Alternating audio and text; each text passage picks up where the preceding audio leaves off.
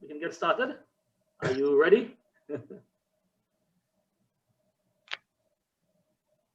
Admit. Okay, great. All right. Well, fellow members, welcome to our webinar entitled Overview of the Existing and Proposed Shipping Legislation. I'm glad to see many of you all taking the opportunity to get on board with our webinars. And yes, it will count for CPDs. So without giving too much away, let's dive straight into the topic. I will pass you on to Ms. Paula Drakes, our secretary. So she will do the necessary introduction. Paula? Good afternoon again, everyone, and good afternoon to Mr. Lange and Mr. Nanan, who are our guests today. We asked Mr. Lange to come speak with us. He is very knowledgeable in this area. And this arose actually because Parliament sent us a letter, the ISTT that is, asking us to make comments on a new Shipping Bill 2020, which is before a joint select committee. And we need to respond by the end of this month. So it was very short notice and a tight timeline. And so we reached out to somebody who was knowledgeable in this area, because many of us, when we asked around, well, we had no idea. Well, we could think it had something to do with hydrographic surveying, as we know it. And Mr. Lange was the name given to us by the some officers at the Ministry of Works and Transport, I believe it is. And here he is today. So we would have spoken over the last week or two, and he agreed to do this presentation. I will let him tell you all, of course, of his qualifications, but suffice it to say that Mr. Lange is considered an expert in this area. He's a naval architect, and that falls within a specialization, I believe, within the broader category of marine surveyor. I think that's what you explained, Mr. Lange. So I will hand over to you shortly, and you can explain the rest. Also guesting with us today is Mr. Dwight Nanan, because we also reached out to the Director of Surveys to get his input as to how the hydrographic unit will be impacted by this new legislation that apparently seems to be, well, it's going forward. So it seems that it may become law in a short space of time. And we needed to know how that would impact what we know as hydrographic surveying and the let's say the directors of surveys, how his products that he would normally put out to the public, so example, the nautical charts and so of our various waters, how would that impact, or these new changes, how would it impact the hydrographic surveying unit and the products that are currently supplied by the Director of Surveys. So we'll have Mr. Lange give his overview on what the difference between the old or existing legislation and why this new legislation, which probably intends to repeal the old ones and make a new something. And when we hear from Mr. Lange, then we will ask, of course, Mr. Nanan to comment, and generally anybody else who has a comment or questions, this is certainly the time to ask. So I will hand over now to Mr. Lange. Thank you very much, my dear. First of all, let me just give a brief introduction of who I am. I have this illustrious title of being the government-appointed surveyor, but my career spans about 30 years within the maritime sector. I started off, I was very lucky. I'm not bright, that is for sure. I just happened to be in the right place at the right time. So I started off getting a scholarship with Texaco and going to sea with them, taking on tankers, working within the oil and gas sector with Texaco. Then, lucky for me, I got a second scholarship to deal with maritime commerce, and then, would you believe, got a third scholarship from the government to do naval architecture, which I did in Newcastle upon Tyne. After that, I came back home. I always wanted to come home. I love Trinidad, and I will die here. And I've been in Trinidad now. I got back here about in 1986 and 1987. The government decided to send me out. Well, first of all, they had me write the 1987 Shipping Act, and I'll just give a brief history on that because I'm Marine, so history is important. Went on to work with Texaco for a while. They did offer me to be the harbor master, but there was a guy called George Arnold there that when I looked at the pay between working there and working in Pointe-à-Pierre, I decided to work in Pointe-à-Pierre.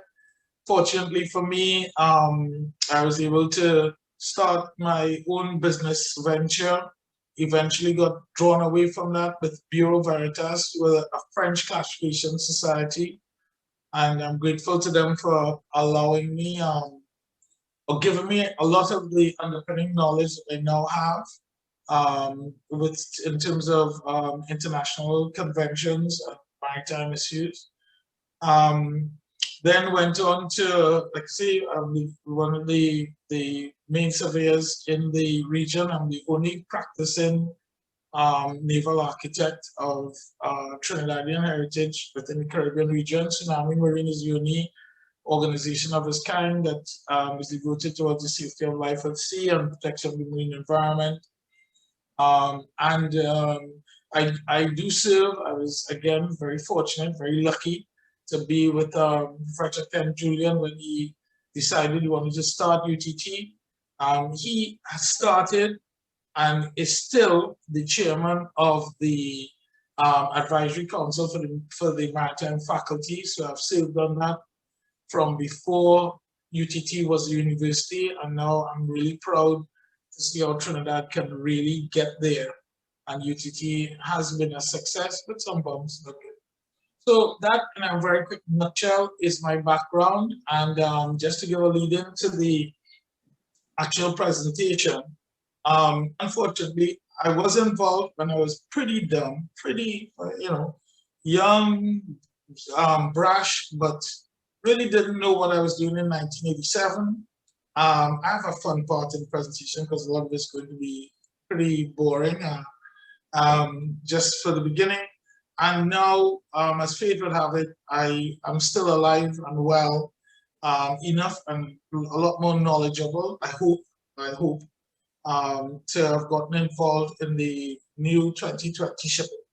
Because of my involvement in the Act, I cannot, as I told your General Secretary, I can give you an overview and I can answer questions, but I can't help you field questions because they'll be asking me to answer them at the GSC. So without further ado, let me just set the protocol for the meeting. If anybody has a really burning question and they don't want me to, or they want me to stop, I think the hands up signal on the screen, I'm supposed to see it, I think. If not, I'm sure that the secretary will stop me during my presentation. So here we go, guys, and I'll take all the questions at the end of the session and burning questions in the middle, but I'll be brief because I've got a lot to do. So at the time when we wrote the 1987 Shipping Act, these were the players, and it was actually, Ina Robinson, Noor Hassan Ali. I feel all of you are old people, so you all can relate to this. Pamela Nicholson was the Minister of Public Utilities, and the shipping advisor was actually Ina Nicholson, her sister or cousin, who were really key with setting up the first part of the 1987 Shipping Act. I was really proud to serve with the team at that time, who was Michelle Squires, a WMU graduate, and actually was the author of the proposed establishment of a maritime administration in Trinidad and Tobago, which he wrote in 1986, which we followed through with. Yolande Gooding was a very, for you in the public service, human public servant, won the medal, the gold medal for public service. Jeanette Eversley, another WMU graduate, now part of WEMAC, and a very, very strong woman, and a real guiding light for the female community. Was very nice working with her back in '87. And never mind Lange. He was there. He was a chuppity young boy. George Arnold was then the harbor master. Curtis Roach was our first director of maritime services. And the drafters out of that bunch were these people who did a yeoman job. Well, we did the best we could, but mostly we were led by the two Norwegian consultants. Why the two Norwegian consultants? Because at that time, Trinidad and Tobago was actually trying to put together a shipping act based on funding from the Seabridge project, which was, I don't know if you all would remember, NORAD and the subsidiary that came out of NORAD, which was the Seabridge project. And the idea then was for Trinidad to put a shipping act in place, develop the Seabridge, and that is what the Queen's Wharf and the Old Tobago terminal was about.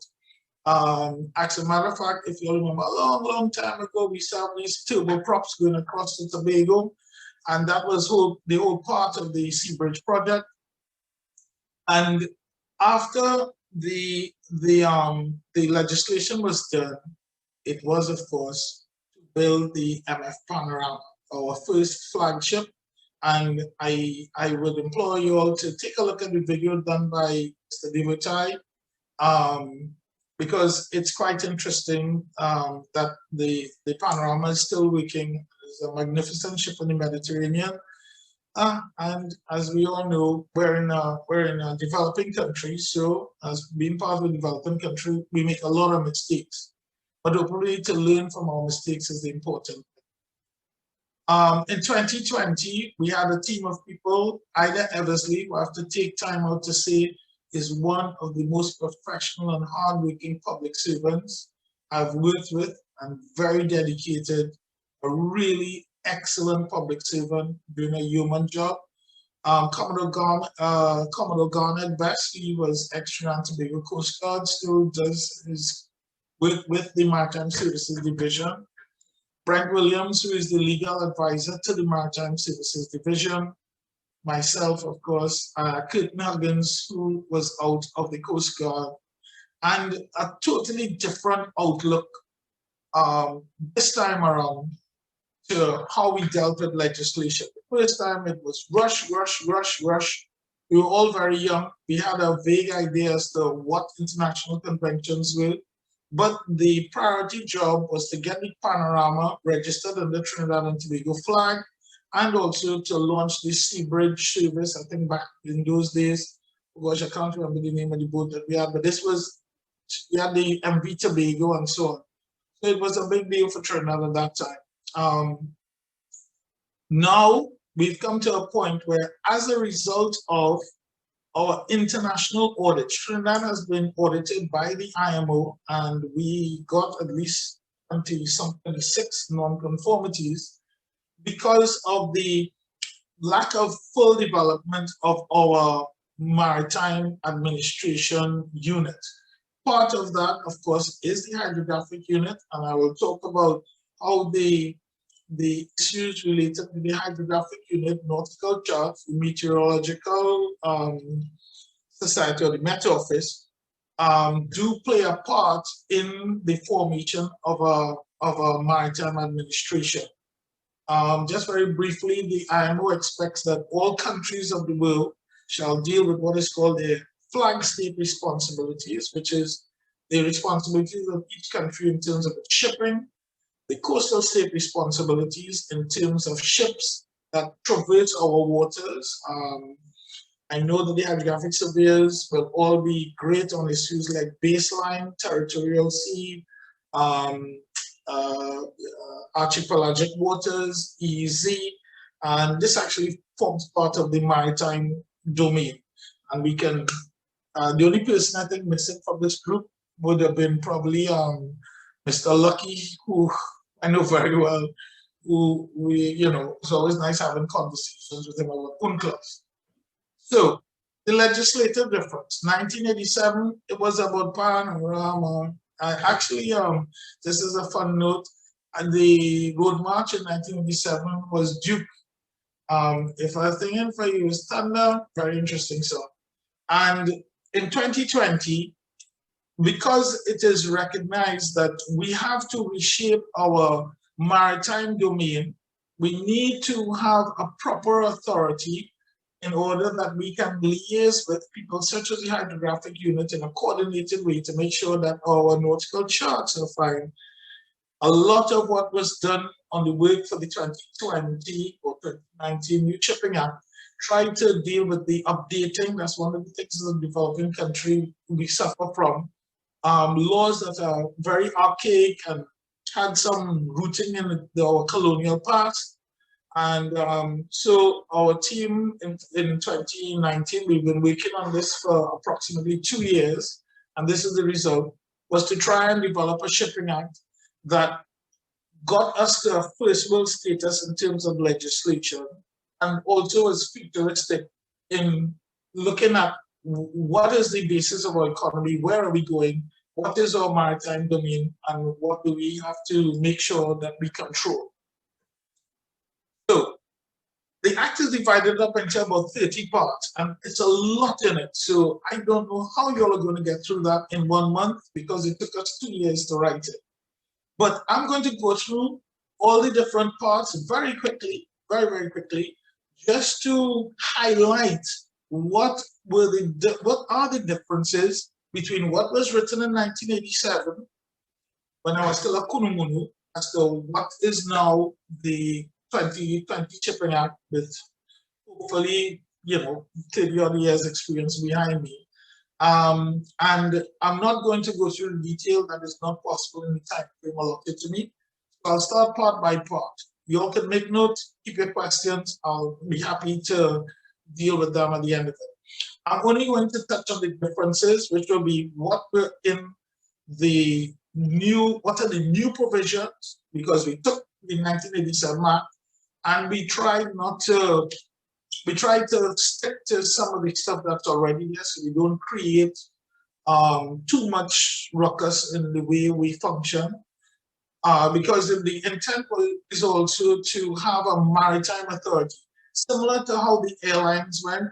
They now have the Civil Aviation Authority, which is an autonomous body that works under a government umbrella. In the same way, we need to go in the maritime sector to make sure we have control of our domain and a real control over our future as a country, given that most of our economy is dependent on maritime assets, I'm sure as you all know. So when I go through, there are any numbers, the section numbers I put on the right, especially for this first part, and because the first part of the act deals with the basics.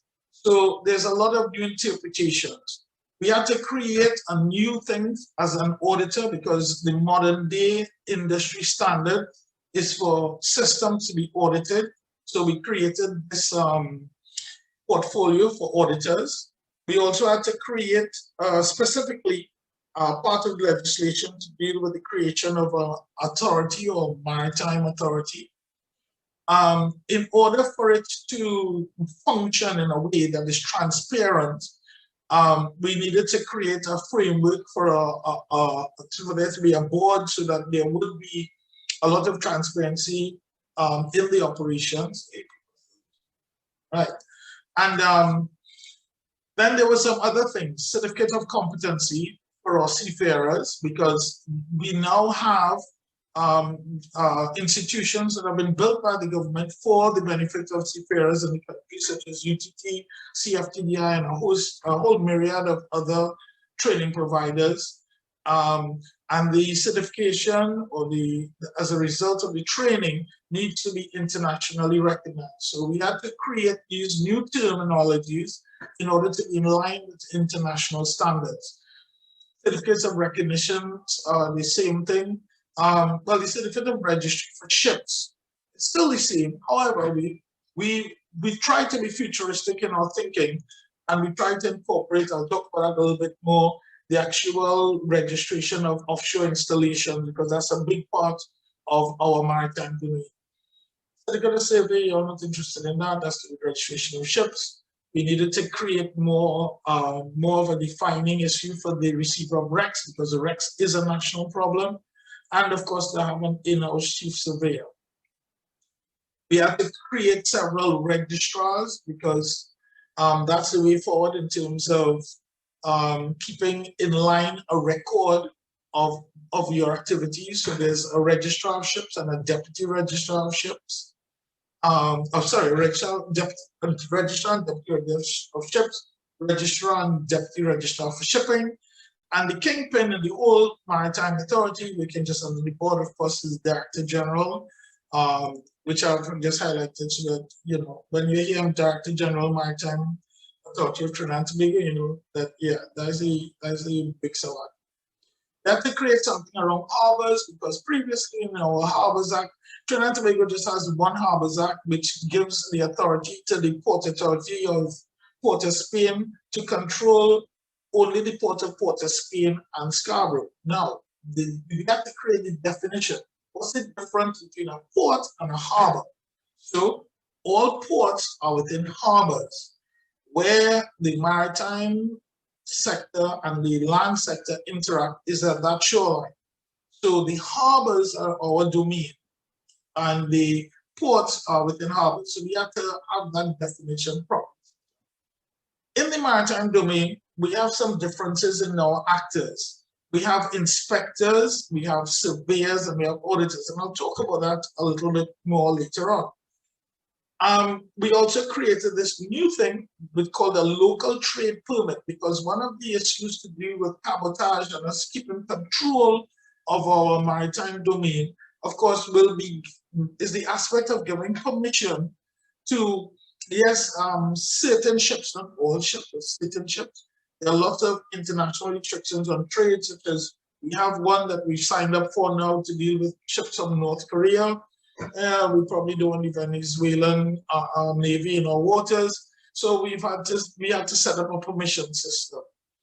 As I said, we had to create all these posts. Hopefully they will also create employment for having auditors, inspectors, ship surveyors, medical practitioner. We had to define the issue of medical practitioners, because the maritime sector, the IMO is the global body for maritime issues and setting international maritime law, conventions, standards, and norms. And they require that all people serving on ships need to be medically fit. So therefore, we have to set up a regime in Trinidad to have all our seafarers pronounced medically fit. Furthermore, in us looking at it futuristically, on our offshore installations, such as, you know, the many we have on our East Coast, pumping or not oil, just gas, you know, not much oil there, and the ones on our West Coast that Heritage now controls, and some independent operators, they also have a need for people to be medically fit. RSOs have to do with security. I'll talk about that later on, down in section 16, down at the bottom of the list, why we needed to have security organizations.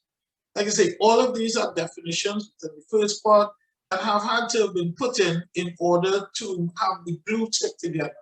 Registrars and definitions of new terms to keep our legislation in line with current international practice. So these, in part one, that's the big story. And then, of course, we needed to create a framework for the things that we don't like, of course, like forgery of documents.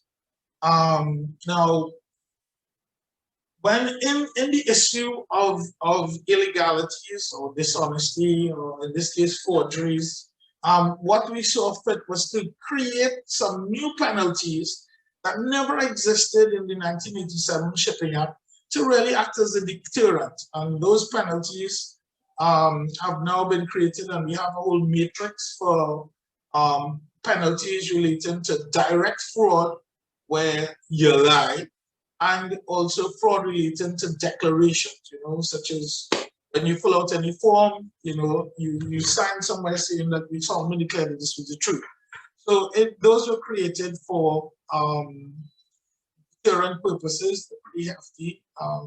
You know, it may discourage people from wanting to register their boats with us, but nevertheless, it does keep the balance in terms of our honesty. We had some we had some posts, some other posts that were created within the Maritime Authority, such as the Chief Harbour Master, the Harbour Masters and Assistant Harbour Masters, to deal with this whole issue of harbors, because as we all know as citizens, everybody complains when it is that people are driving that are too young, driving boats and they're very young, or people that leave the wrecks in the harbor.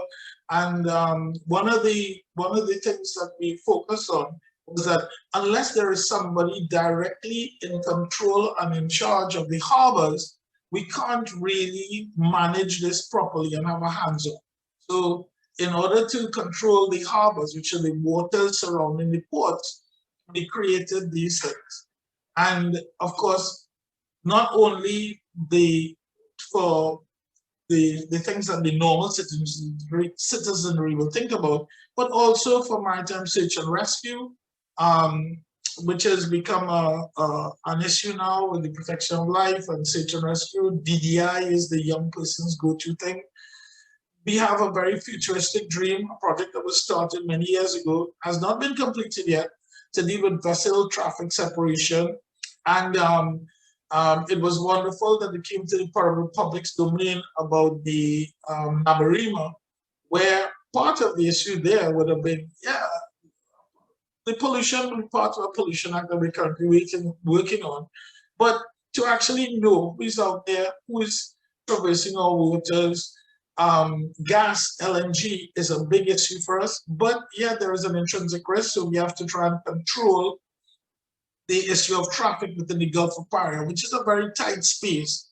And we're very fortunate that we have a total of 30 ports in Trinidad and Tobago, and a number of port calls that could be as high as 40 port calls by different ships to different ports within harbors within our country on a daily basis.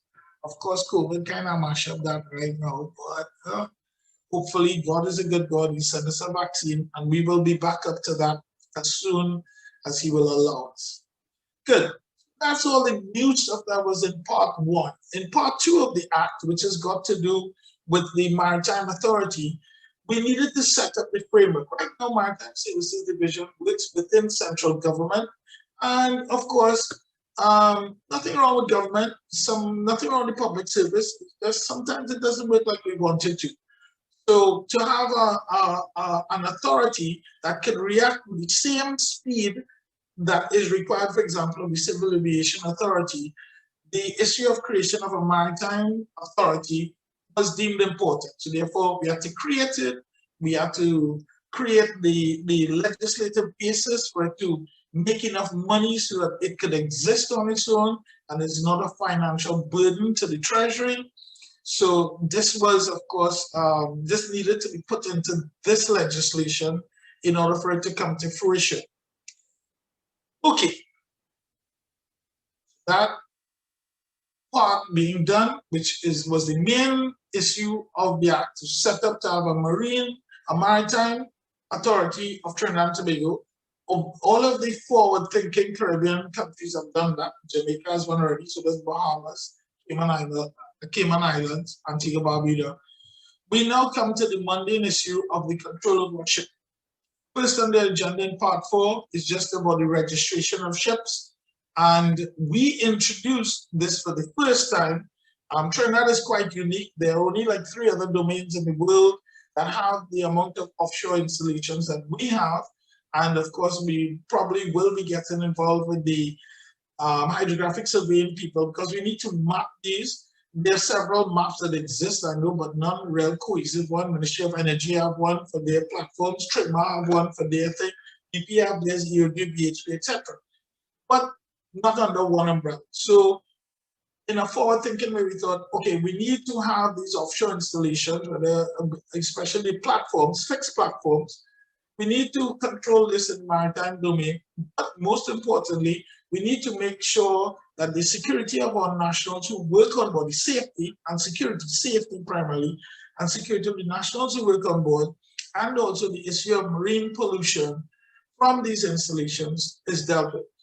It is not the intention to cross over into the responsibilities of the Ministry of Energy, whose whose real role is to make sure that the assets of the country are properly administrated. How much gas you take out from Trinidad and Tobago needs to be monitored, needs to be controlled. That is still left in the realm of the Ministry of Energy.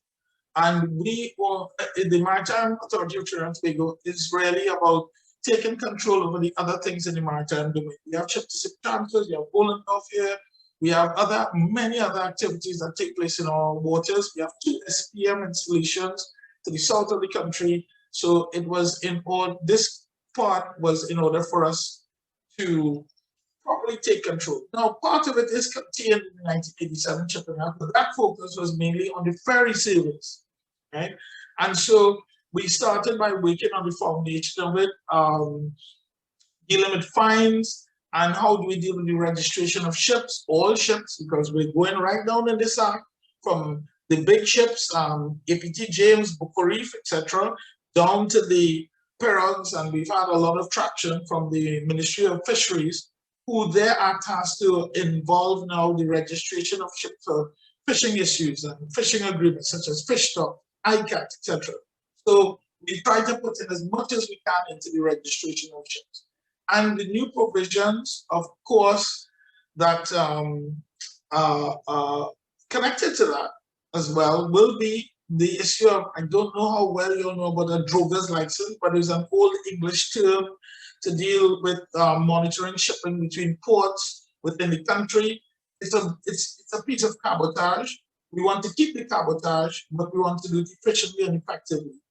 So the Act is trying to replace this 1940s piece of drover's license and the Drover's Act with a more up-to-date and efficient means of controlling trade within our waters, and primarily within our territorial sea, and on a security basis within the EEZ, where most of the country's assets lie. Currently, Customs can't really do this. They've been allowed to. They've always been the agency.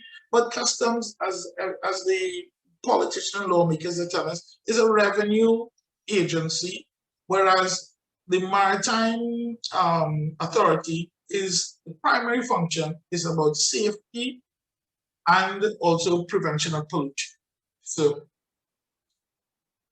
now the other thing, of course, like I mentioned it, I don't talk too much about it, was the registration of offshore installations. And hopefully as time goes on, we can now create a credible basis for our offshore workers. We're well renowned for having exceptional drillers, etc. But we need to make sure these people's livelihoods are secure, they're safe out there. A lot of people don't understand that on an offshore installation, if a hurricane would hit Trinidad, the first thing will hit is the rigs out there. We need to put some credible legislation to make sure all our nationals can be dealt with out there, brought to shore, and all the issues. And it's not a case of is BP owned, or is BHP owned, or is EOG owned. No, it's our people owned.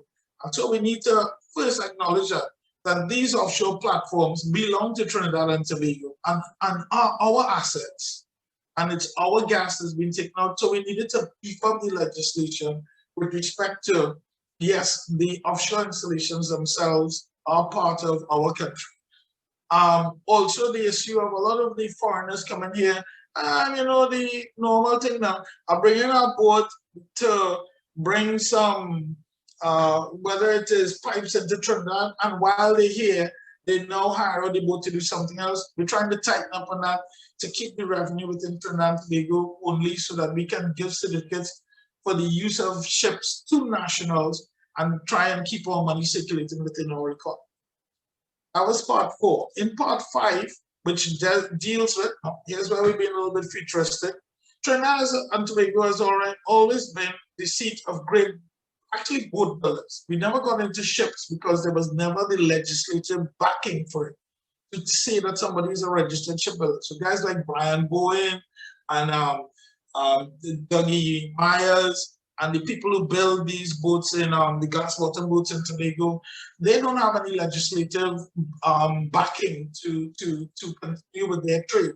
So we try to be forward looking, and This part 5 tried to introduce the issue of registration of shipbuilders, registration of repairers, and standards for ship and boat construction, so that when our nationals go out there, we had one of Ken Charles's people die years back. Well, that was on recent boats, but still the issue remains the same, to have proper standards as a developing country when it comes to boats. In part 6, we try to deal with the whole breaking of ships. The scrap metal industry has grown, and we do generate a lot of scrap and garbage. That's in the Marine Pollution Act. And the breaking of ships, in terms of chopping them down, cutting them down, a process we have to address in order to deal with the wrecks. So we have to cut up these wrecks. But of course, on an environmental basis, we need to make sure that this is properly done. So part 5 deals with the provisions for, ship breaking, cutting up the ship, and also at some point in our future, there will be platforms and rigs that have to be decommissioned. And we need to have the proper methodologies, procedures, authorizations in conjunction with people like EME and the Ministry of Energy to make sure that the decommissioning of offshore installations is properly done and environmentally safe, green as it goes. Part 7 deals with the issue, further deals with the issue of offshore installations. And once we recognize we have an offshore installation, we are marine people, so a ship must have a captain, just as an offshore installation or platform must have an offshore installation manager. But we first need to put in the provision in our law to recognize that there is somebody wholly and solely in charge of this offshore installation and in charge of the people there. And also for security purposes, all of our assets, most of the country's assets, whether people want to recognize it or not, are due to our production of natural gas.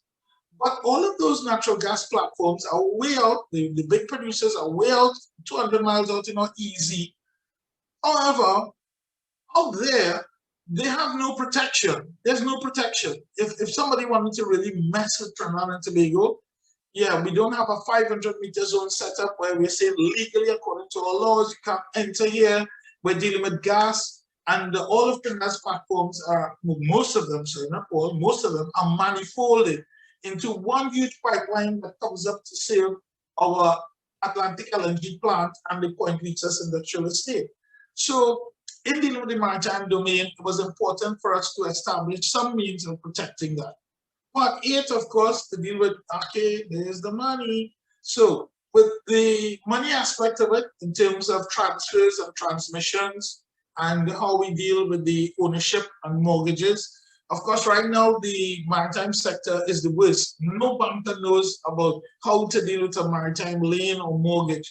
So we thought it fit, in order to keep some of the money circulated within Trinidad and Tobago, to put it's a little bit more into the thing, no major changes, but just to make sure that we keep this from 1987, because one day, hopefully, banks and insurance companies will become more involved.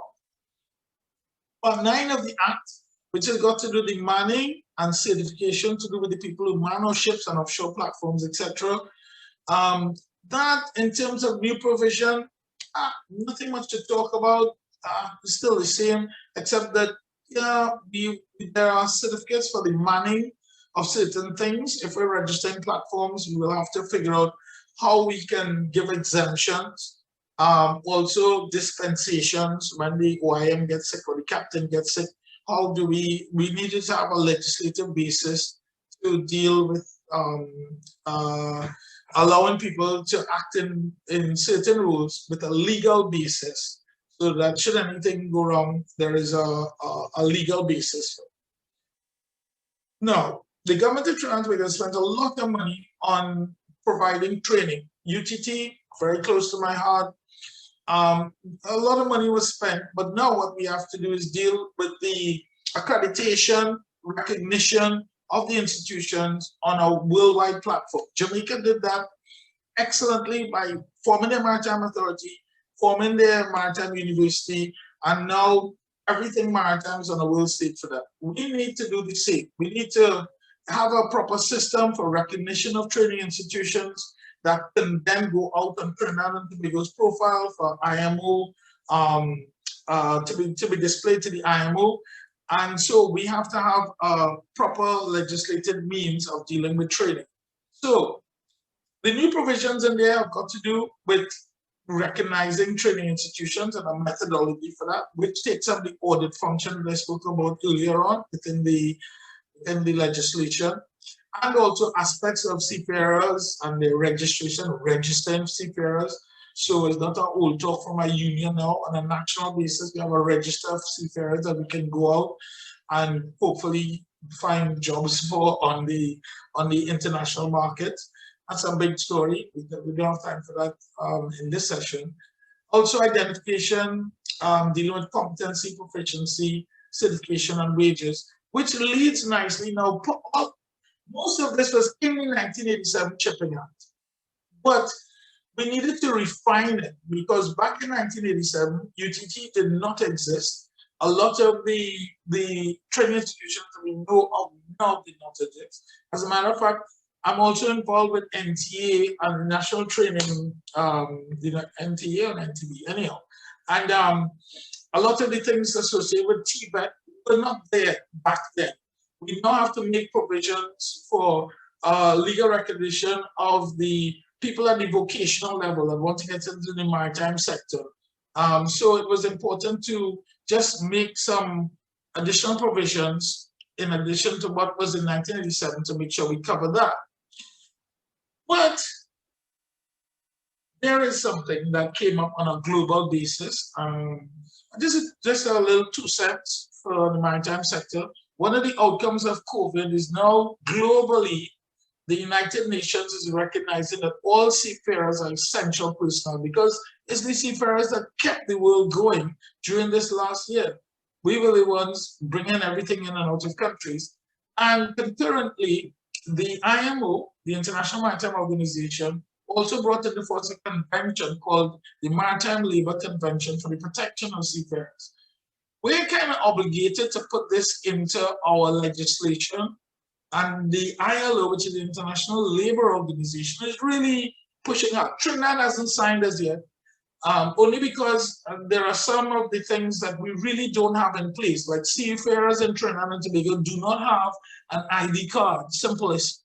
There are no special provisions for the health and welfare of seafarers, and special provisions for repatriation. So, well, we are just drafters of the law, so while the politicians figure out what they're going to do, we thought it fit to put into our legislation at least something to start the process.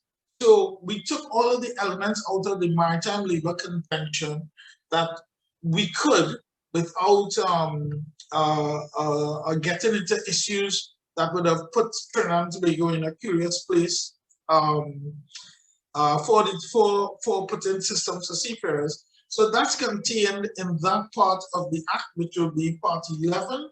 And like I say, we tried to take it not word for word, but with a Trinidadian slanted, but making sure that we are protecting our seafarers and allowing for as much as we could under the Maritime Labor Convention. No big surprises with the official logbook. This was in the 1987 Shipping Act. There are very few. All we did was we just cleaned up the language and we added some fines just for the deterrent issues for potential offenders. In the 1987 Shipping Act, fines and penalties weren't our focus. We had to get this act in place for the panorama. And all of us were very young, and I would definitely admit that I was not knowledgeable as I ought to have been at that time. So the issue of beefing up fines and penalties was the only thing that was done with that one. On part 11, yes, of course, in order to administrate such a holistic act, we had to create special issues or new provisions relating to giving the power to persons employed or appointed by the Maritime Authority to inspect, report, survey, certify, audit, verify on behalf of Trinidad and Tobago. A little bit of an issue here. I'm aware that the lawyers, lawyers, I suppose they need to do that. And they seem to have a difficulty with this once you start giving powers to people. However, it's very important. If the police don't have powers to act, they can't dispense justice. Just like if the people who are going to control our shipping don't have powers to go on board, inspect, survey, yeah, they're wasting time. So I hope that we're able to negotiate this. But I can take questions on this after I'm through. Section 14 just deals with the practical process or procedure for surveys, inspections, and audits. Surveys end up with something being certified.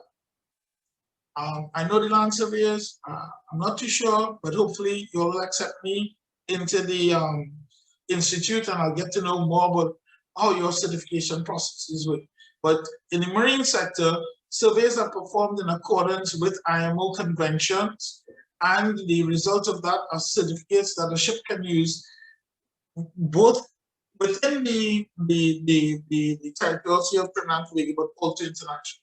Inspections relate to some requirements that we have to do in order not to certify, but to continuously check on the maintenance of items. And audits, of course, quality systems within the modern day sector are important. So we now have audit functions for safety management systems, for security systems, for even the requirements for seafarers and the MLC. So we just beefed up, we put some new provision to set those protocols, and we wrote it in accordance with the IMO conventions for flag state surveys, port state control inspections, and statutory audits. Throughout the writing of this new act, our reference was our local norms and what we do, and the IMO conventions, because they are the global regulatory body for everything that's maritime. Part 15 just deals with quality systems, no big stories, a few new provisions that define the required legal basis for the performance of audits of quality systems, because we have to audit our training institutions, and those training institutions would be able to provide training for anyone in the world. So therefore, we have to set up a proper system.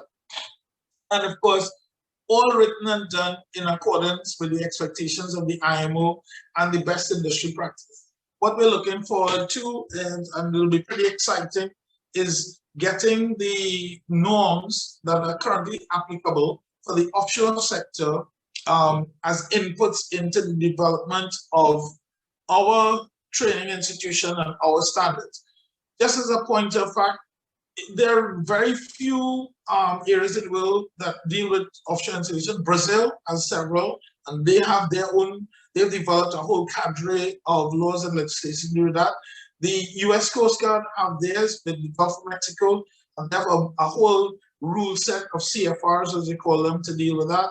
And the EU has set up its whole cadre of laws under the European Parliament for dealing with its offshore industry. So we're a little country, but we're trying to make big steps to be in line with the big boys and their thinking. Safety precaution navigation system. This is all ship talk now. You're all land guys. But just to let you all know that within the legislation, we've had to update the convention compliance. Conventions have changed drastically from 1987 to now.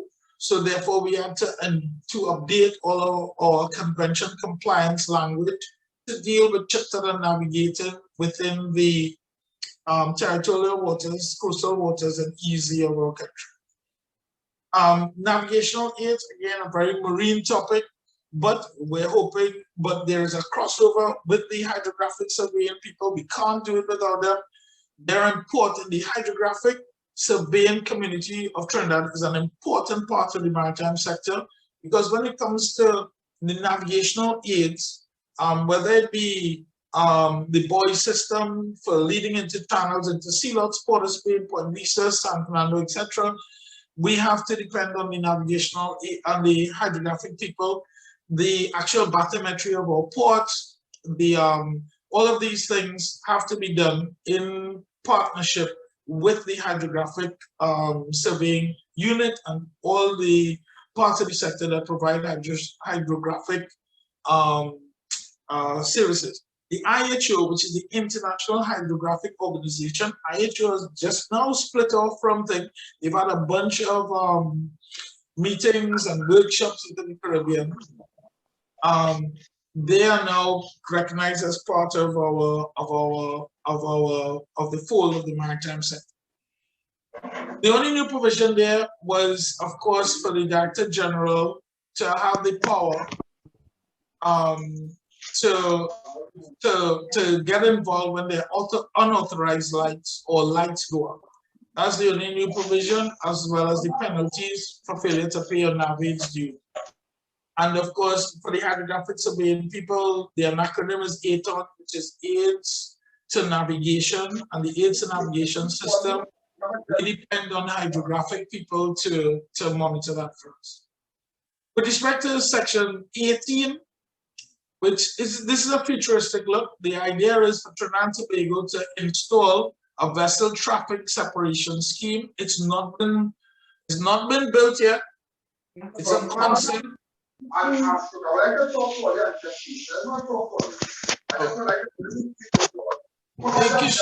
Sure, mute your mic. Right. So the concept, Trinidad and Tobago has already spent a lot of money in the groundwork or the consultancy way for setting up a vessel traffic separation scheme. Is like the same type of thing that the air traffic controllers use for planes. And the idea is that because we've got such small entry points into the Gulf of Paria, that we should be taking more control of how ships enter and leave through the Gulf of Paria. The idea will be for the Trinidad and Tobago Coast Guard to establish an operational control center, and so we can take better control of that. Yeah, well, like I say, this is something for the future, but we need to be forward thinking and put the legislation in place to have the groundwork there. So by the time the thing comes into fruition, we didn't buy the speed guns and then write in the law. We need to write the law and then buy the speed guns. So this is the idea. I hope nobody's offended by that, but just a little bit of y'all are smiling. Application for the Convention for the Safety of Lives at Sea is all about ships. We had to make some new provisions as the new parts of the convention come in.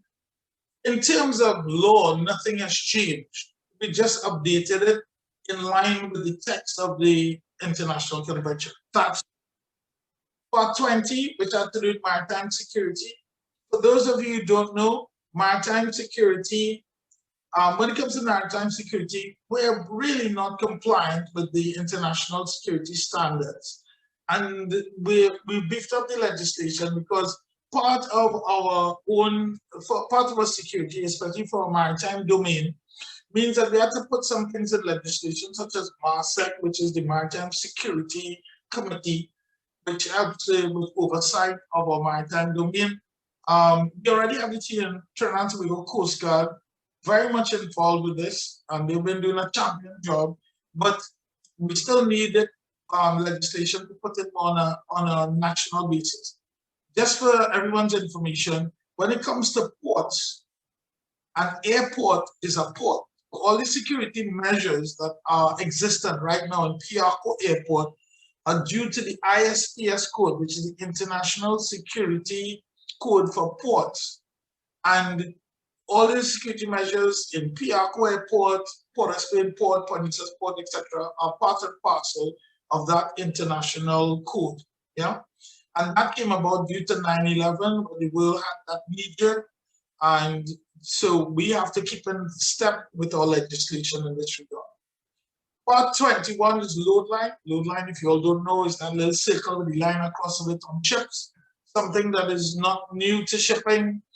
Our provisions in 1987 were good. The convention hasn't changed a lot. There are no big new provisions in there. Yeah.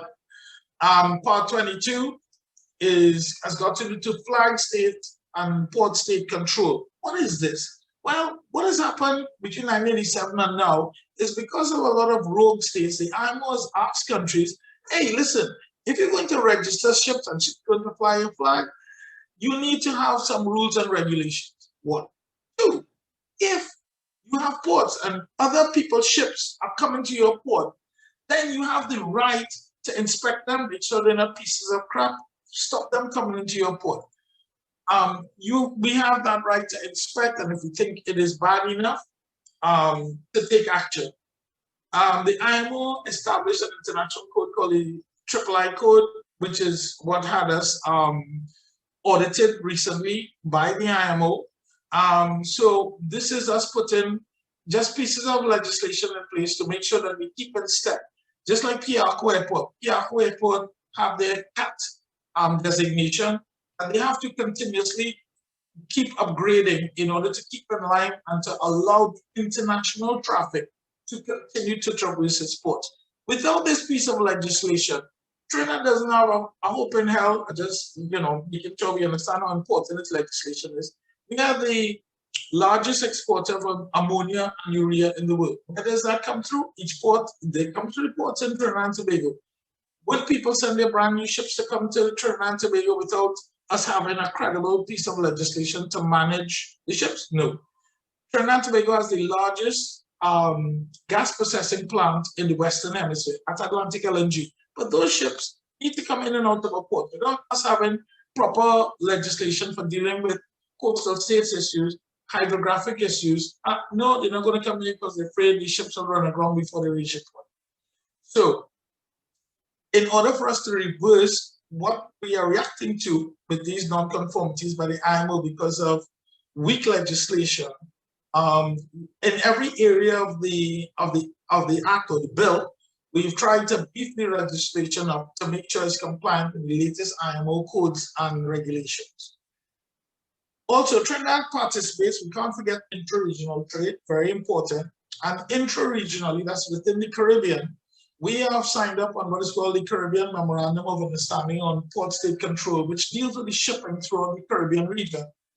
So therefore, in order for us to stay a lead stakeholder in this, we've also had to deal with legislation now for managing what they call non-convention ships, for the little boats by Queen's Wharf. We also have to manage those, make sure that, if they're Trinidadian ships there, that they're safe, people have adequate facilities on board, and when those ships come from other islands, to make sure that they don't pose an issue or problem to our ports. So the new provisions there is just basically, we have to put in some new legislation to deal with the vessels that are now not what we call convention-sized vessels and have to do with the big international conventions of SOLAS, MARPOL, STCW, and the likes. And we've had now to put in legislation to deal with the small inter-regional schooners. And also, what we did at the same time is we actually brought it right down because we tried to look at it holistically. Maybe not so much in Trinidad, but in Tobago and in most of the Caribbean, people have a problem with jet skis. So we brought it from the big ships, which is like the solar ships and the load line ships, down to the little bit smaller, which is the Caribbean cargo ships, and a little bit smaller again, which is the small commercial vessels, and then right down to the dinky bobs, which will take up our regulations relating to the pirogues and jet skis. Because up to recently, we had fatalities to deal with people on pirogues. And this is something that we didn't have the legislation to deal with. So we're now picking up that and saying, yeah, we will legislate over the people at pirogues and what you're going to do if you're going on the island, some basic safety issues. And also the registration of those boats, even fishing boats. Wrecks and salvage are a big story. We know that. Why are they there? Because we don't have sufficient legislation to deal with finding the person who put it there. So we beefed up the legislation because people, you can park up your boat. If any of you go down the islands, Escondido Bay, people driving their boat, they're up in Escondido Bay and they leave it, they abandon it. But we don't have the legislation to chase them and say, no, all right, we can find your certificate of registry, we can remove the boat and then bill you for it. So we've had to look at the legislation, try to identify what the root cause of it is. And a lot of the root causes are people abandoning the vessels in port. And we know, so we picked up that part of the legislation so we can pursue these people to clean up these wrecks that are all over our nation's waters. With harbors, of course, and that is why we had to do the harbors thing, because somebody has to control. We don't want to be fighting and the port authority say, well, no, we're going to do the wrecks and then point, no. So we've had to bring harbors, right? So that one entity, one maritime entity can deal with the control of shipping. It's not that we want to take over the role of the ports, but so the ports are one thing. We want to deal with harbors, which is the water. We're not dealing with ports. Any ship can go in and come out of any port. When it comes to the harbor and people anchoring or leaving their boats or the traffic in and out of the harbor, because of the aids to navigation that are required to safely navigate in and out of ports, because of our hydrographic survey, which we will be leaning on a lot because now our ports have to have the proper chartographic depths, etc. We needed to have it under one thing. Customs and Excise has been managing this, but of course, they are without a maritime mandate. They're revenue. They're looking for illicit drugs, controlling duties and taxes. Their role is not supposed to be dealing with, yes, okay, you need to stay within the channel. Yes, the hydrographic unit has to come and resurvey the entrances to sea lot. You know, so we've tried to look at it in a holistic way. Part 27 of the Act, we're nearly done, fellas. Don't worry, we're nearly done. We'll stop for something to drink just off. Maritime Search and Rescue. This has really been in the hands of the Coast Guard. And what the Coast Guard haven't had is a lot of legislative support. I don't know if there are any Coast Guard people, but there's the Defense Act, which has got to do with defense of our country. And then there's the search and rescue function. And Trinidad actually has a search and rescue responsibility, not just for the waters of Trinidad and Tobago, the territorial waters, that is on coastal waters, not just for the nationals that may be on our offshore installations, but the domain of what has been ascribed to us starts from just below St. Lucia, coming down almost to Guyana. And it's something that, of course, the Coast Guard needs the support of an entity to make sure that. If there are any lawyers in the crowd, this is your part. Limitations of liability, total, sorry, this is not for lawyers, this is for insurance. So with maritime insurance is big business.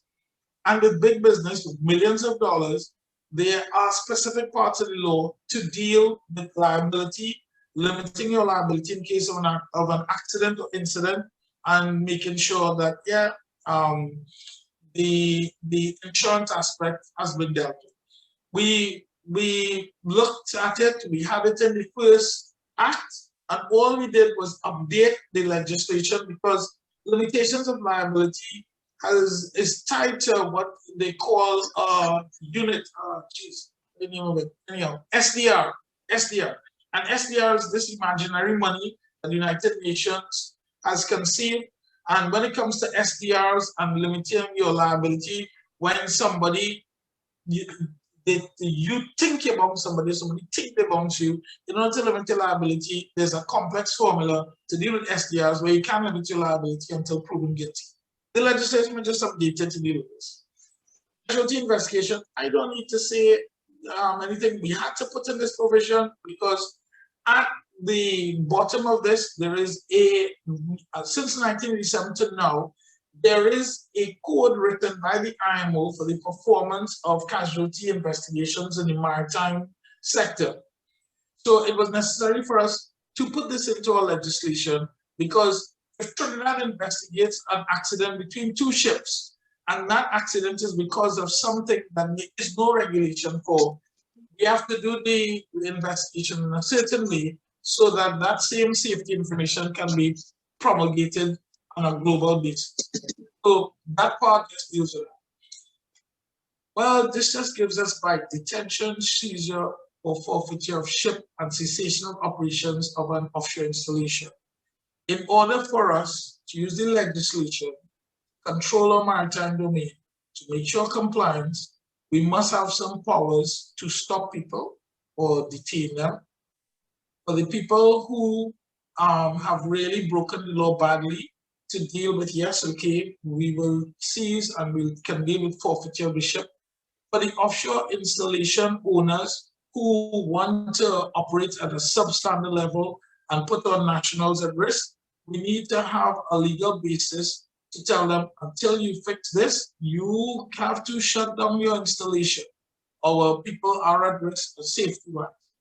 COVID would have had some nice examples of where we could have used this, but the law was not in place. So that's all it was, just to enhance the compliance measures that can be used by MAT, the Maritime Authority of Trinidad and Tobago, in order to ensure that, you know, we're not a tiger without teeth, and that we can not just give out certificates, but we can actually force compliance in a legal way.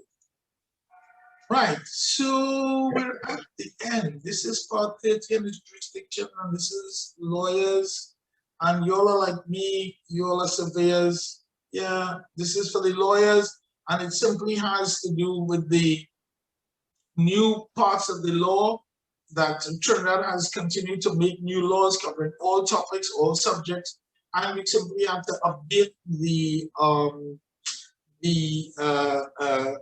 legislation.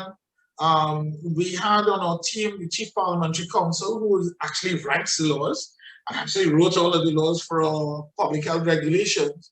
So I'm a naval architect, I'm a technocrat, I'm a surveyor. The laws were updated, I still paid attention, and on a legal basis, for those of you who are into the cross-references of laws, well, okay, I don't claim to be a lawyer. And that, of course, leads right into the issue of how legal proceedings will be dealt with. Previously, in 1987, we didn't know when we wrote it, that's how British I was, and we had a maritime super court that could have presided and arbitrated over maritime matters. Well, I've now learned that that's not legal, not in Trinidad and Tobago. So there is a methodology that had to be set up. And in first world countries, we have what is called admiralty jurisdiction. We're not there yet. We don't have that many legal practitioners in the maritime domain. But we've set up at least the basis for legal proceedings, because right now it's dealt as high court actions in rem. But we've put enough in there for there to be legal action taken, especially based on the fact that we've now introduced penalties that are both administrative and punitive. So we had to beef up the section simply to make sure that we kept the administration of penalties and fines in a way that our legal system in Trinidad can have. The regulations being written. And we are not, they're there, the old subject, the subject matter is there, but now that secondary legislation to give all the fine points and details, also the piece of legislation will be like 5 volumes long. We are now putting together the secondary part in terms of regulation, so there is nothing about that. Thank you very much, people. I hope I was able to at least enlighten you a little bit on the whole thinking of where did our new Shipping Act, what it was looking to achieve. And now I will stay quiet for a little bit and hear whatever questions you have, and hand the meeting back to the General Secretary. Thank you.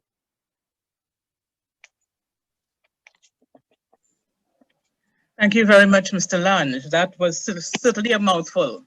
I was making notes as you went along, and I have lots and lots of pages of notes. I trust that, well, some of the others might have made notes too, especially with respect to questions they may want to ask. But before we go to the question and answer session, I would just like Mr. Dwight Nanan to say a few words, probably based on what he knows now that's happening at the hydrographic unit, or anything that he may have heard in your presentation that he wants to comment on. So I'm going to ask Mr. Nanan to unmute your mic and say a few words. Right, thanks, Mr. X. Hi again, everyone. All right, so I think the whole hoorah, because this JSA committee wrote to the hydrographic unit as well.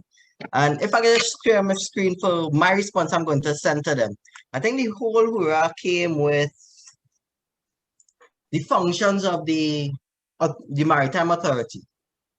Because as one of the functions, what they had as part 2 was that they were to provide the International Hydrographic Organization with updated hydrographic information with respect to the waters of Trinidad and Tobago. So when people heard hydrographic information, I think their whole mental thinking was hydrographic surveying, the Maritime Authority go and take over hydrography. But when you really look into it, I think it was I think it's a flawed function. The wording of the function is a flawed wording. As in, just to start with, so if you all didn't know, well, for those who didn't know, the IHO is the International Hydrographic Organization. So what they do, they issue survey best practices, provide guidelines to maximize the use of hydrographic surveying data, and develop hydrographic capabilities in member states. So a country itself doesn't send information to the IHO. They are just a governing body that governs the regulations that go into it. So that's just the first part. And then it comes down to what the IMO states under the SOLAS regulation, Regulation 5, Section 9, is they break up hydrographic services into 4 sections. So the first section is to ensure that the hydrographic surveying is carried out as far as possible to the adequate requirements of safe navigation. So that is generally what the hydrographic unit does outside of the port limits of any port within Trinidad. So, because ports control their waters, but what we do for ports at the hydrographic unit, we write the standards for whatever hydrographic survey they are conducting inside. And then we run cross checks of the surveys conducted by a third party. So there's also always a check and balance to surveys going on in those crucial areas. There's also part 2 of the same SOLAS Convention, Regulation 9, where it's to prepare and issue nautical charts, sailing directions, lists of lights, tide tables, and other nautical information. Now, in 2018, the hydrographic, well, not the hydrographic unit, sorry, the Ministry of Agriculture signed an MOU with the UKHO to delegate our responsibilities under the SOLAS Convention to the United Kingdom Hydrographic Office to prepare these charts for us, and more importantly, to update these charts and keep them updated. Because we were of the opinion, yes, we could add data to the charts, but we had no way of reaching the international marine community of updating these charts on a continuous basis. They already had a system running. So what we do, we provide them with the data, and they now send this updated data via their notice to mariners weekly that are online or via radio connection to these bodies or anyone who's using charts for Trinidad and Tobago. Then we come to the part that maritime services as it is now, and what I think the Maritime Authority, the part of the hydrographic data that they're talking about, is to propagate notice to mariners in order that the nautical charts and publications are kept as far as possible up to date, and to provide data management and arrangement to support these services.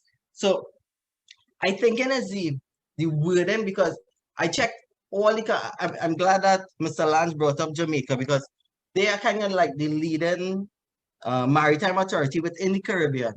And even they recently, from an IHO meeting I attended, they were stating that they remain under the Land Settlement Agency, and they have signed an MOU with the Maritime Authority in order for them to have a better connection and a working relationship with them in order to get the Maritime Authority up and running.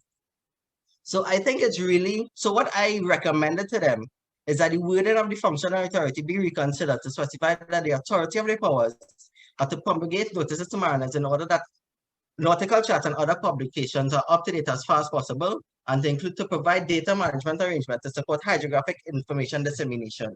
Because I read through the, yeah, Mr. Lan, go ahead.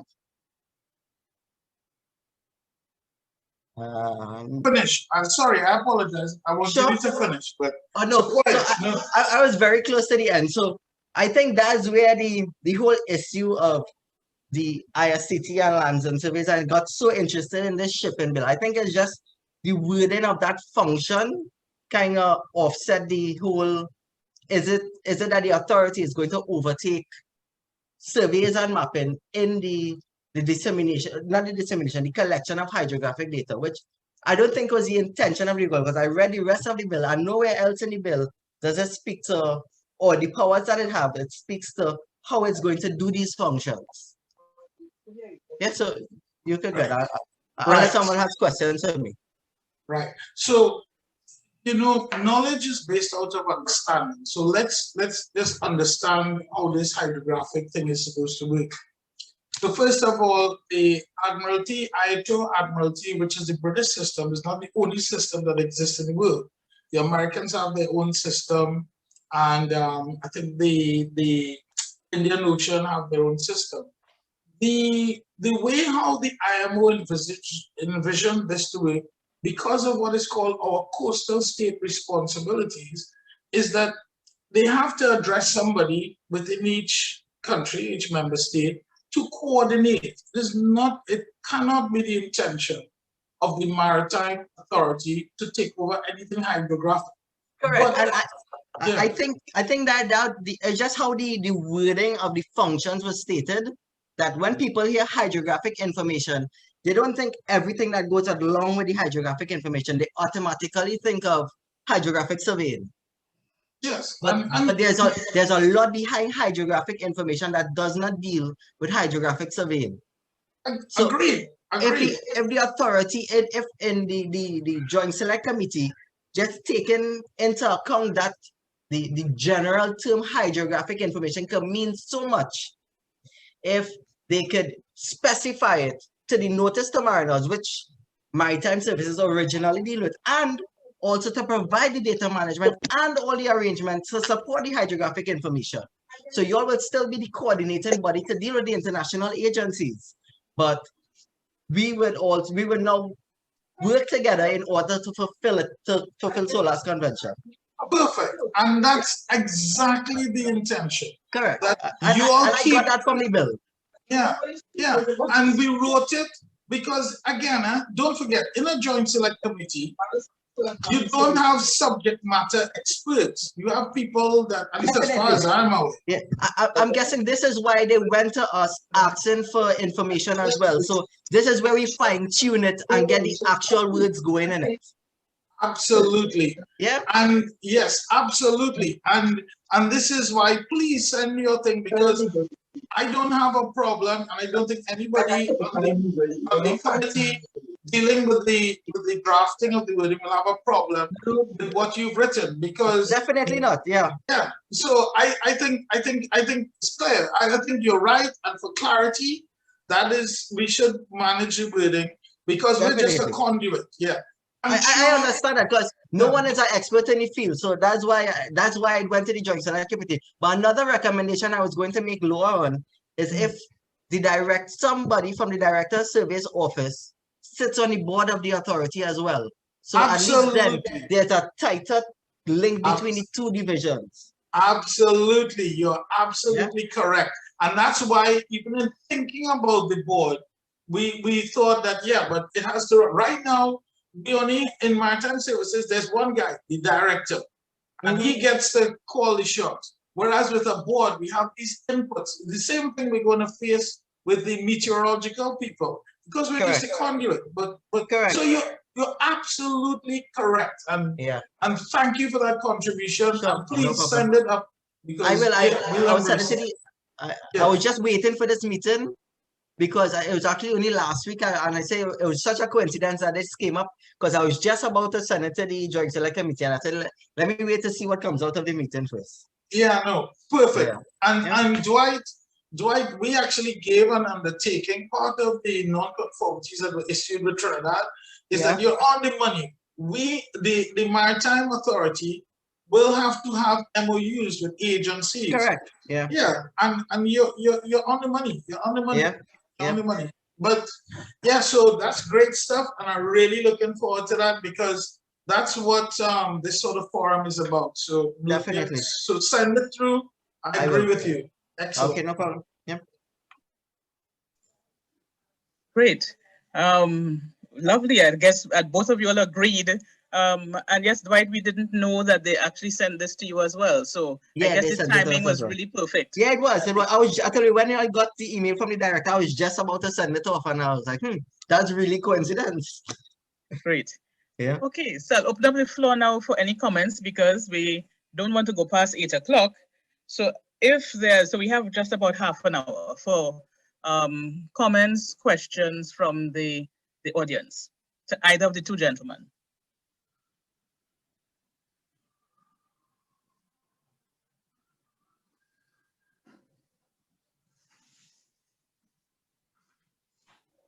I have a non-surveying question. You know, in respect of these small vessels, pirogues, jet skis, pleasure boats, etc. Those are in now probably maybe in the thousands. Is there going to be an amnesty granted for all the existing one, and then you need to register all the new ones that are coming up? And so you would just create a register of all the existing ones, and for them to put all the relevant safety and electronic devices in and register, rather than to create a whole procedure for them to completely come into a new registration. That, might create, quite a what I would call a problem, especially for fishermen, who are poor people.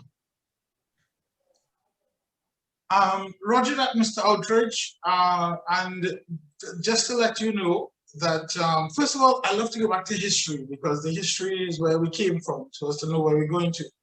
Many years ago, what occurred is that there was a vested power put on all the mariners, that all the mariners should know of all of the people who have their power boats with them.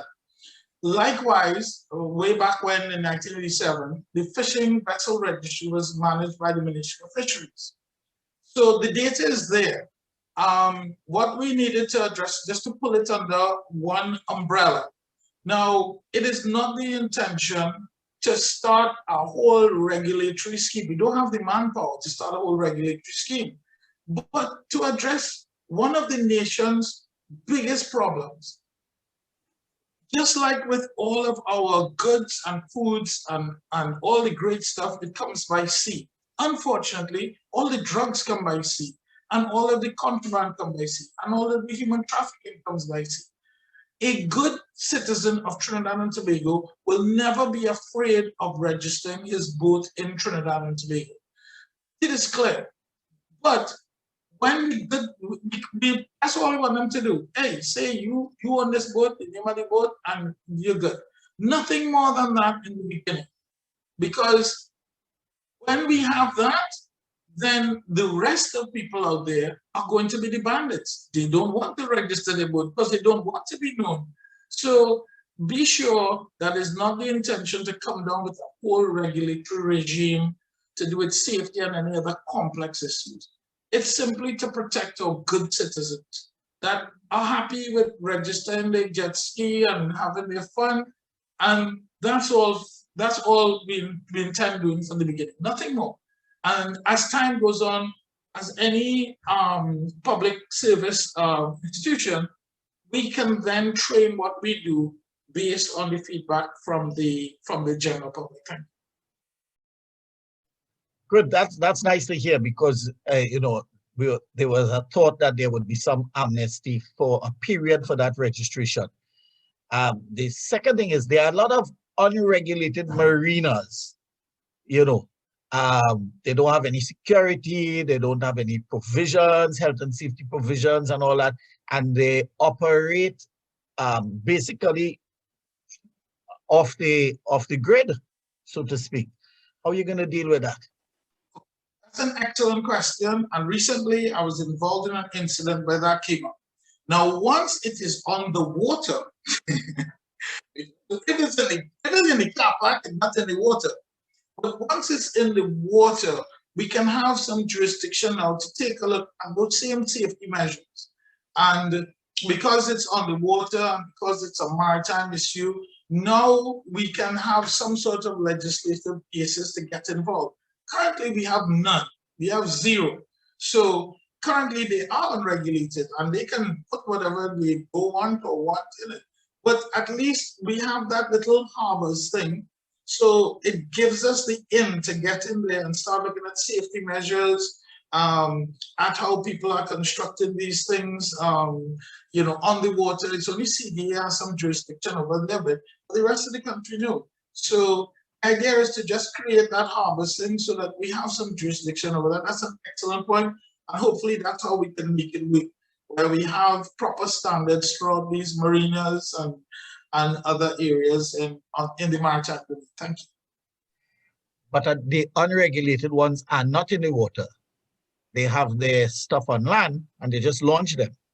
Well, boy, you know, you could only, you know, I'm not the prime minister, so we can't in the maritime domain start walking on land and say, well, you know, we think. So that is something maybe as nationals, we can, you know, one step at a time, let's get the water done, and maybe then we can look to get on the land. But for now, it's not going to be in our purview to do that. That's too much right now. But the police for the land and all the other agencies, so that will probably have to address that in that forum. Where's salt water? And just as you're talking about on land, there are some on-land installations like lighthouses and so forth. How are those going to come into your maritime authority, and do they require physical surveys as well and also zones for security and so forth around those? Yes, sir. At the end of the day, I dealt with a section called Aids to Navigation, ATONS. And the IMO has asked for each country to take full responsibility for the maintenance of the aids to navigation. So it's not necessarily a security issue, but the responsibility for a Shaka Shakari light goes out. Yeah, somebody has to ensure that, yeah, the ship, the LNG ship that is coming up on the north of Huevos can see the light. So that is already squarely in our court. And of course, there are other supporting agencies, just like Mr. Nana was talking about, Dwight was talking about, that we will have to partner with in order to make sure that Trinidad and Tobago as a country abides by its international responsibility. So yes, ATONs are definitely under our thing, and we've been audited by IALA, which is the International Association of Lighthouses. So yeah, that's definitely another one. I saw a question from Nigel Ramsey.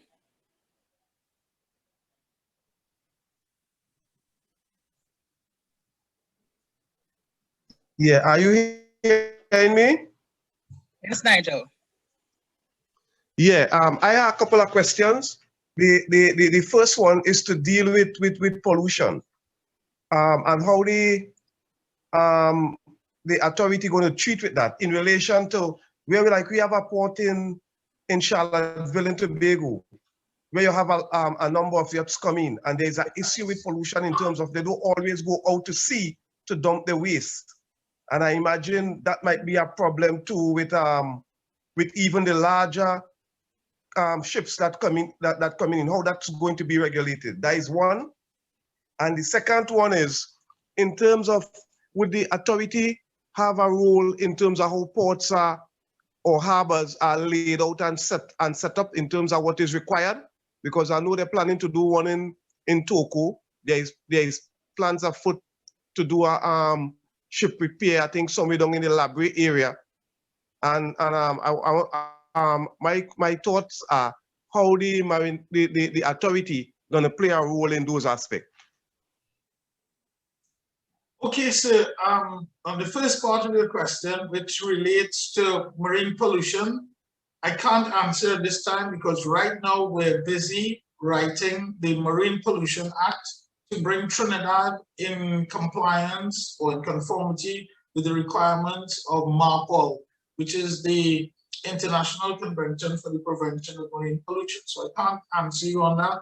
I have to document in process.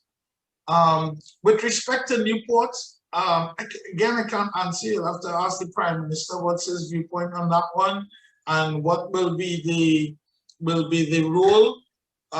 Because I can't talk futuristically about that. But what I can tell you is that whenever, as far as I'm aware, for the declaration of a new port to start with, lies in the hands of the president.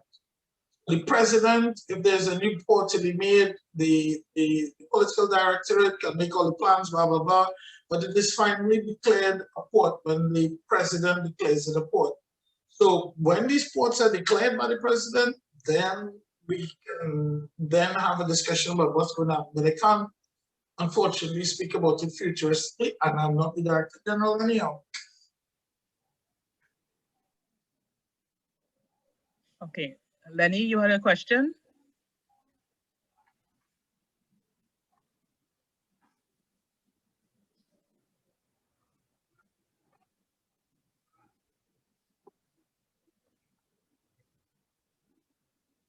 Lenny, are you with us still?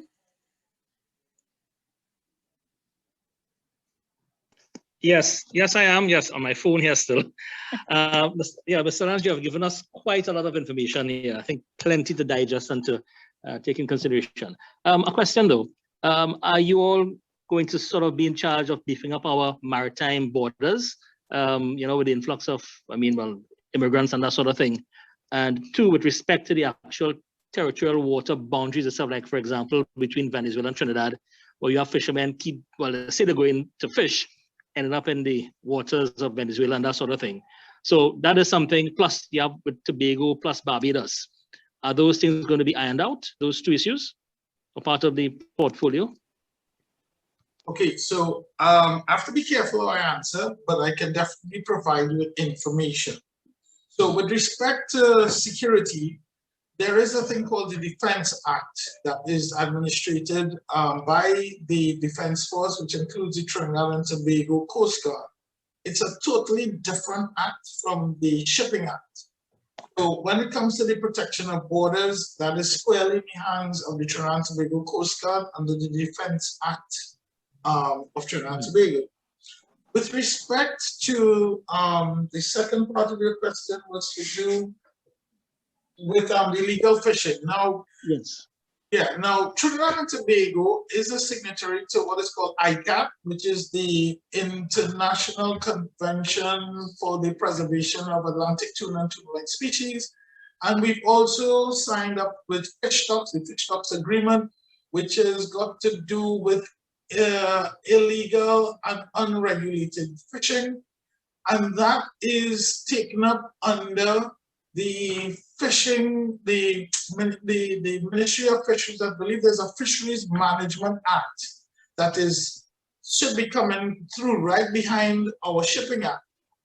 And in that Fisheries Management Act, tied up with all of the fishing agreements with Fish Stocks and ICCAT, we will have that. And again, you all will be involved because when you talk about the definition of boundaries, and we have a special piece of legislation called the I forget now again all that to deal with archipelagic waters and our coastal waters, etc. Again, yeah, we'll be leaning on the country. I can't say we as yet. I can say, remember, I'm not the director. But with the hydrographic surveying issues and the international boundary issues, yeah, that's really more in the domain of fisheries to deal with that, and they're crafting their act in support of ours so that they can get more involved with that. That's all the information I can give you for now. Okay, okay. And just to extend that question a little bit, probably Dwight can help us. Isn't the hydrographic surveying unit supposed to be the one to, in terms of coordinates, establish our maritime boundaries? But the last time they requested of the hydrographic unit is when they were setting up the Archipelagic Act. And that's when the unit provided coordinates for all the rocks and outlets that would have constituted our archipelagic baseline. From there, I think everything else just goes to laws and legal framework. So I think we did everything that we could do in terms of positioning them. And then now the bilateral agreements with states is where it comes in. But we don't have any interaction at all with those bilateral agreements. We just provide the facts of the coordinates, and then the Ministry of Foreign Affairs, I believe, take it from there. Okay, okay. I'd want to ask a question to before I take from other people. And Dwight, you would know that we do have something in the Ministry of Agriculture again called the Reclamation Committee. When citizens, of course, apply, or they have to apply or should apply to the Commissioner of State Lands to construct any type of structure, whether it's just a jetty or a breakwater, all the way up to a marina, or even, as we say, a port. But anything that is constructed on the seabed really requires the permission. And there was a committee in place. There's still a committee. I'm sitting on the committee at the moment. Right. So I want to know now, in terms of the Maritime Authority of TNT, what now is the position of that committee to advise on? Because the committee would have had members from different government sectors, including Ministry of Energy, Town and Country Planning, Environmental Management Authority, etc. Again, I think we're thinking too deep into this authority to be the everything to deal with maritime. I mean, it deals with maritime shipping. That's why it falls under the Shipping Act. I think the power still falls under the Commissioner of State Lands, having delegated the power of the president of dealing with anything dealing with state lands. So I don't think it would have a overlap or interference there as well, because I don't think that's where the hand of the authority would reach. So then probably the question I'm asking then, the proposed Maritime Authority, up to where is their jurisdiction? Well, Paula, land interfaced. Yeah, no, but Paula, Dwight is absolutely on the money. We coordinate with the Commissioner of State Lands, and the Shipping Act is about shipping. And we definitely give way to the laws of the land when it comes to issues like this. So, but our primary function is the control of shipping. So we will not have a lead role in that. We will be acting in support of other governmental agencies. So Dwight is absolutely correct about this, and we can discuss this at our level as above our people. Right, and then I had one more question when you spoke about the registration of surveyors, of course, and auditors and so on. Is it that you all were proposing in this new legislation that, for example, how do we go about registering these surveyors? Is it that they must have certain qualifications and all of that? Have you got to that level, or you're just saying that you must have marine surveyors and leaving it general? No, so that is solely for internal purposes. That does not go outside of the umbrella of the authority. It's just like, for example, the Civil Aviation Authority has inspectors and surveyors for the planes and the hangars and so on. It's an internal issue. It doesn't go outside of the Maritime Authority at all. So it's internal. The reference in the Act has got nothing to do with a national register for surveyors. And so that's why there's no registrar of surveyors. So it's internal.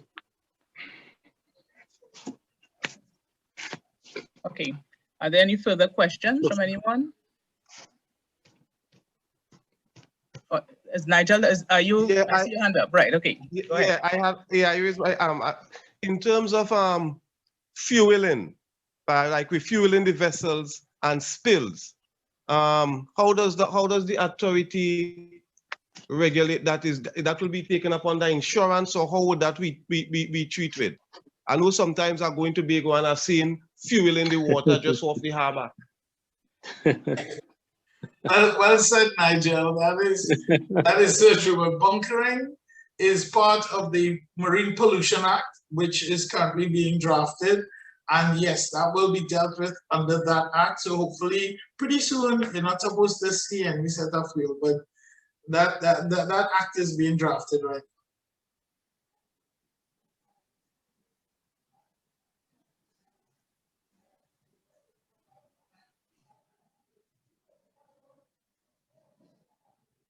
Any further questions from the audience?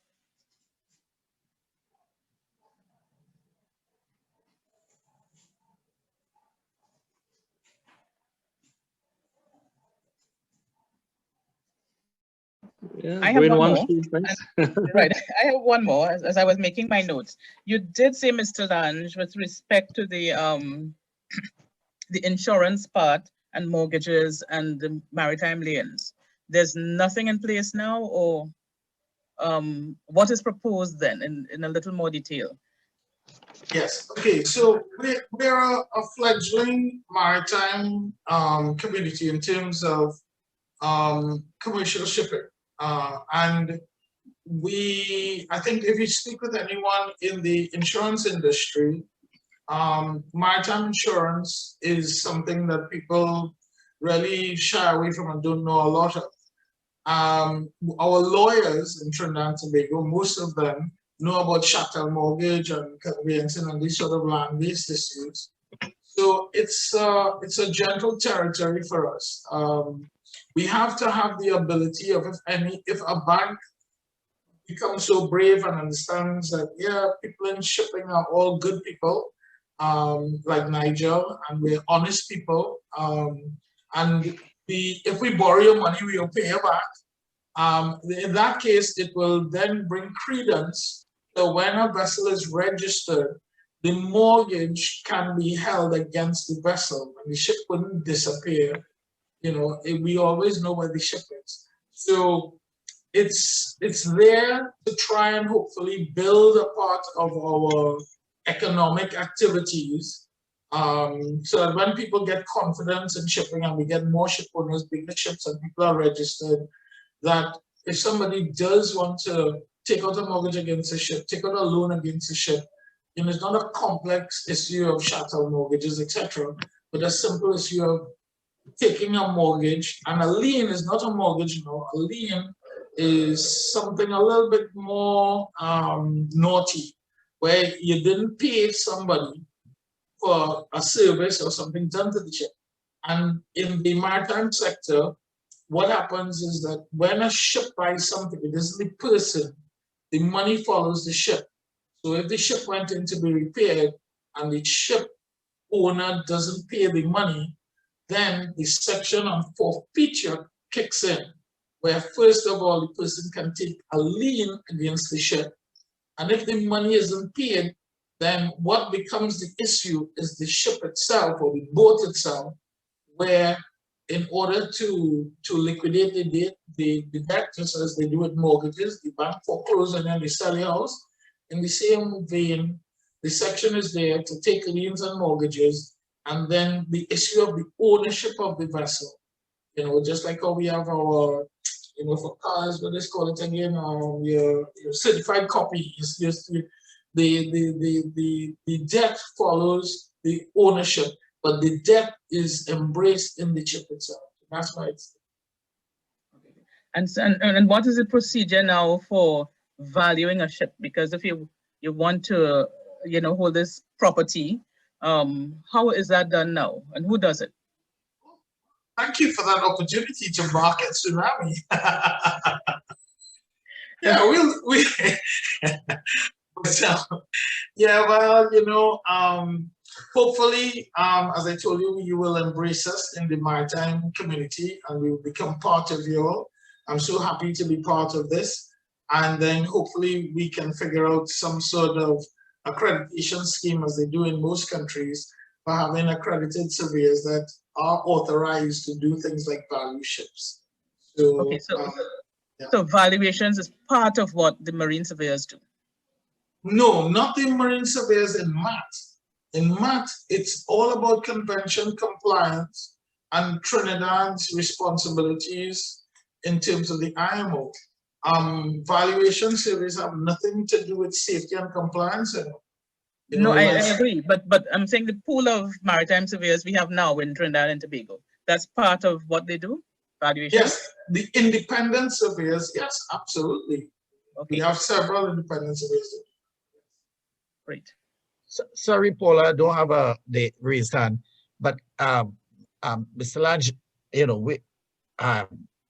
one of the things we want to consider is the maritime surveyors becoming part of the institutional surveyors, and we could discuss that.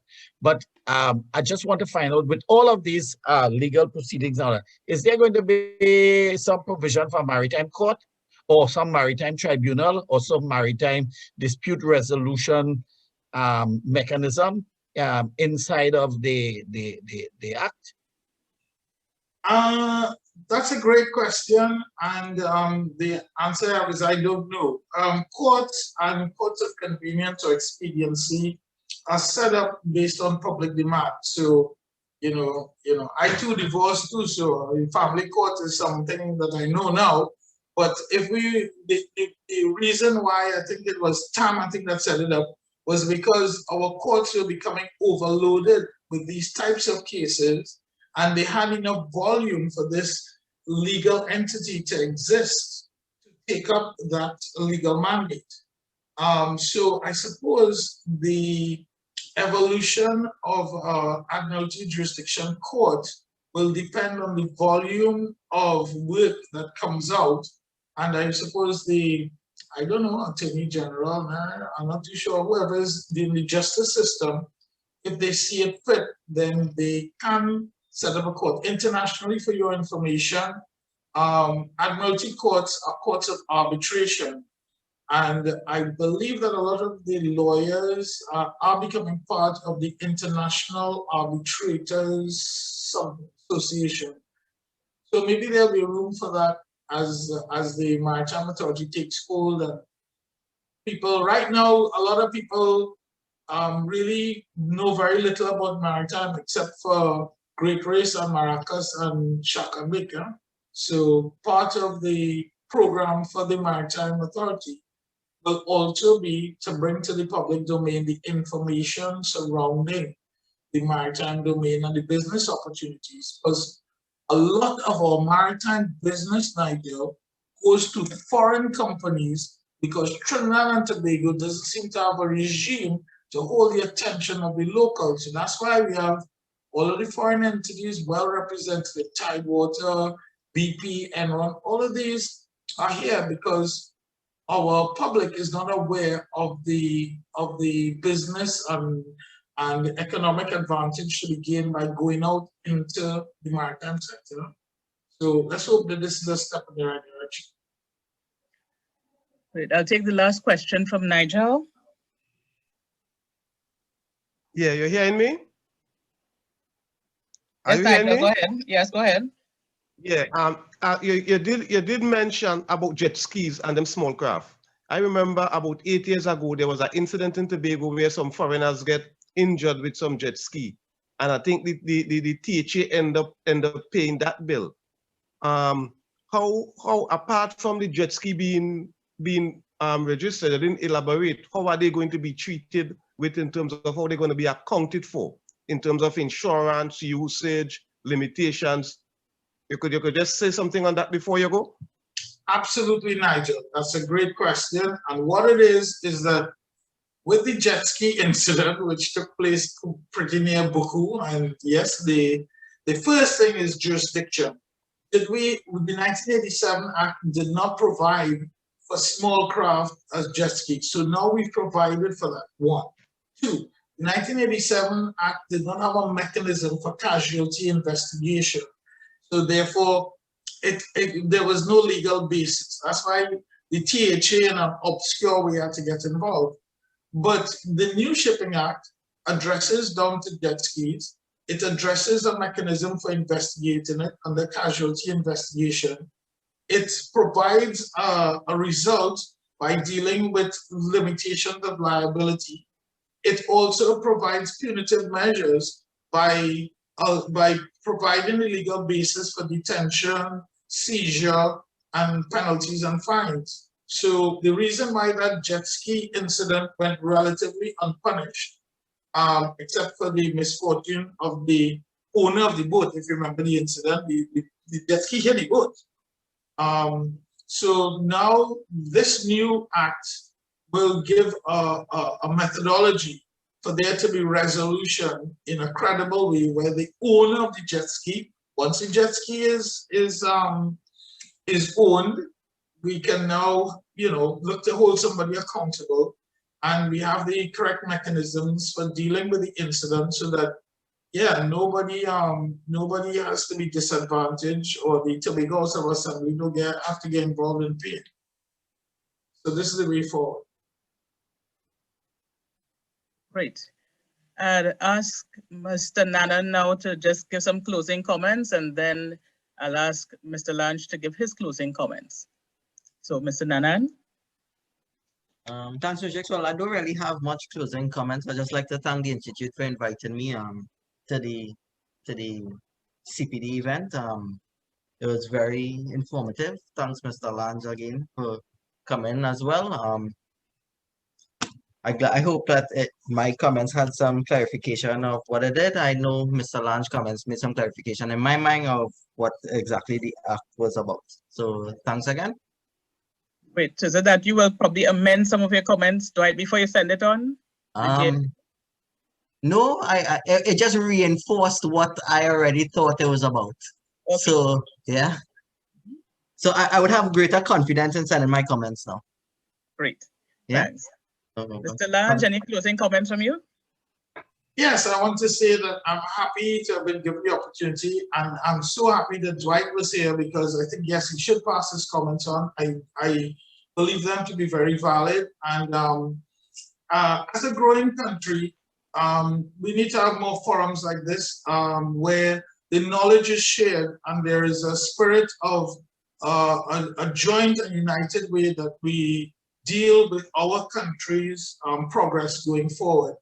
So I would like to commend the Institute of Surveyors for having such a forum, and also such a lively discussion where I feel as though I've learned a lot about the awareness of people, and I've learned some stuff, and it's great. And I'd like to commend you all on having such a wonderful forum, and thank you for allowing me to at least present the basics of the Shipping Act that is going through our parliament. Thank you very much.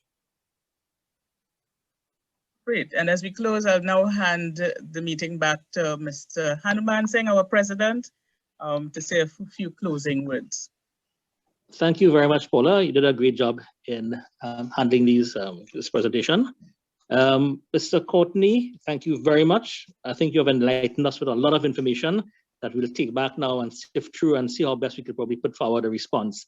And Mr. Nanan, yes, your comments are very welcome. Funny enough, I did my final year survey with the hydrographic unit not so long ago, and it was fun, and I'm glad to know that it's still functional. So to the members, again, thank you all very much for logging on, and I'm sure that it is beneficial to you, and maybe some of the things that were discussed, probably we didn't even know that they existed. So I think it was a very well, something just made noise here. Yeah, I think we got a lot of information there. So thank you all very much, and have a pleasant night, and we look forward for our next CPD very soon. And to the